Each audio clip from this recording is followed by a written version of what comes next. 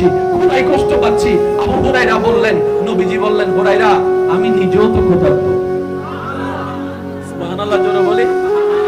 ভাই ক্ষুধার কষ্টে কে কষ্ট পাচ্ছে? যাকে আল্লাহ কুল কায়নাতের চাবি দান করেছেন। ক্ষুধার কষ্টে কে কষ্ট পাচ্ছে? সমস্ত নবী রাসূলের উপর আল্লাহ যাকে ইমামতি দান করেছেন। ক্ষুধার কষ্টে কে কষ্ট পাচ্ছে? আপনার আমার সেই নবী যিনি হাত বাড়া দিলে হাত জান্নাতের মধ্যে চলে যায়। সেই নবী ক্ষুধার যন্ত্রণায় কষ্ট পাচ্ছে। ইয়া রাসূলুল্লাহ, আপনি বললে তো জান্নাতের খাবার আপনার সামনে চলে আসে, আপনি বললে তো মুহাম্মদ সাল্লাল্লাহু আলাইহি ওয়াসাল্লাম খাবার আপনার সামনে চলে আসে, আপনি বলছেন না কেন? নবী বলে, আমার ক্ষুধার কথা যখন আমার অভাবী উম্মতরা শুনবে, তারা মনে কষ্ট পাবে না, সাহস পাবে।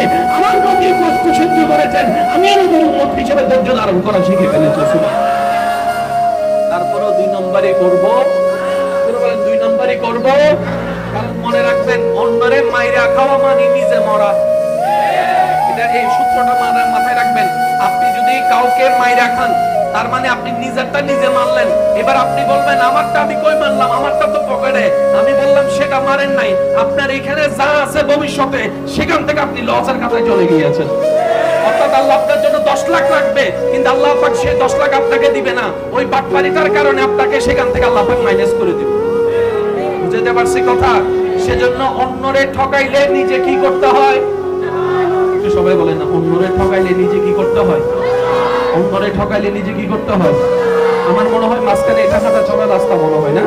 আপনারা একটু নিজ দায়িত্বে আল্লাহর ওয়াস্তে কারো যেন কষ্ট না হয়, ওভাবে একটা রাস্তা করে রাখেন, একটা রাস্তা করে রাখেন, কারো যেন কষ্ট না হয়। আল্লাহুম্মা সাল্লি আলা